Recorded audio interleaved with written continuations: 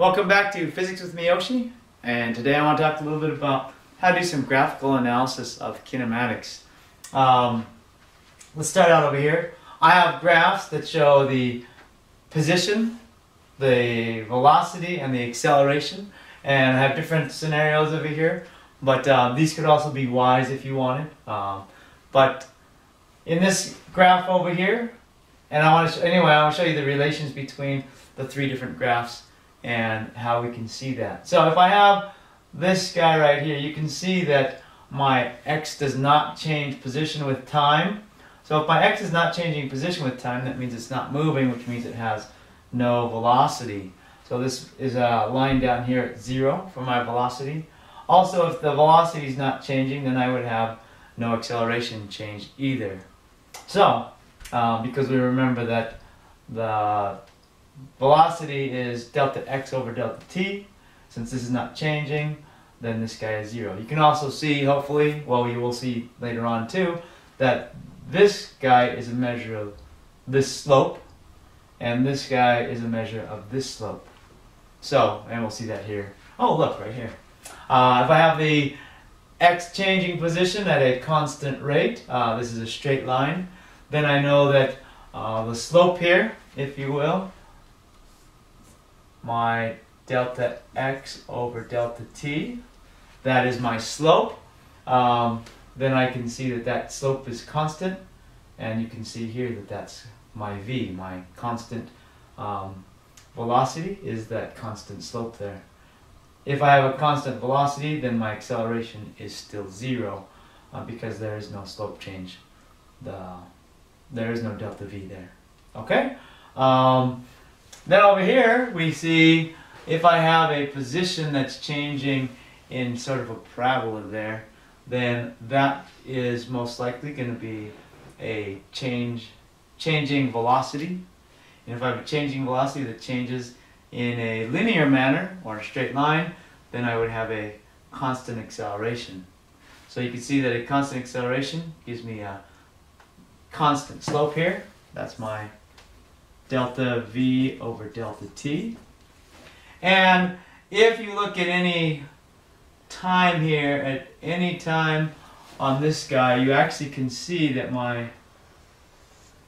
it would be a little tough, but my delta v or delta x over delta t,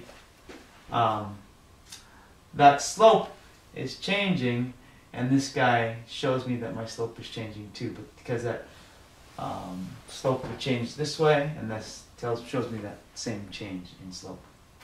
Okay? Last but not least, this looks just like this, but now I have a negative. My position is changing toward the origin, and in this case here, if my 0 is up here, we can see that this is changing velocity in a negative direction, and then we can see that this has a negative acceleration. This would be something like a falling body, like we had a little bit ago. If you've been watching some of these videos, you see that this should be very similar to a falling object.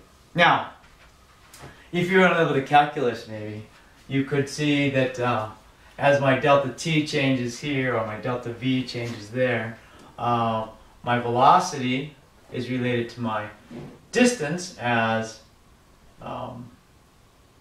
v is dx dt, and that's just the instantaneous velocity, is my instantaneous change in position over change in time, and the same could be said for acceleration, is dv dt, and all that is taking that t and making it really, really small.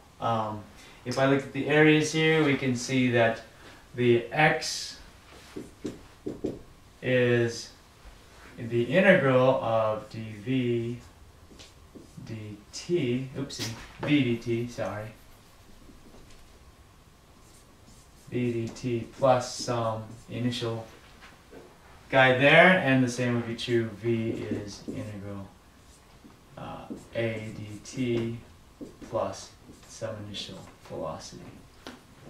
And we aren't going to worry about that too much, but I just want to let you know that there is some physical meanings to calculus if you are in calculus, or if you want to see how calculus is relevant.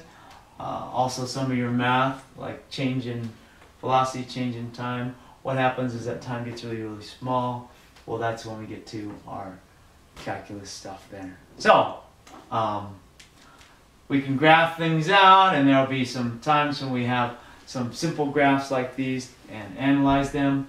Some of the main things to note are what happens when we have constant acceleration, what happens when we have zero acceleration but constant velocity, and recognizing some of these simple graphs like these will help you to do some analysis of simple kinematics. So, thanks for tuning in. Hope this is useful for you and you're able to use it as a how to analyze things in kinematics in one dimension. Thanks for tuning in. See you next time.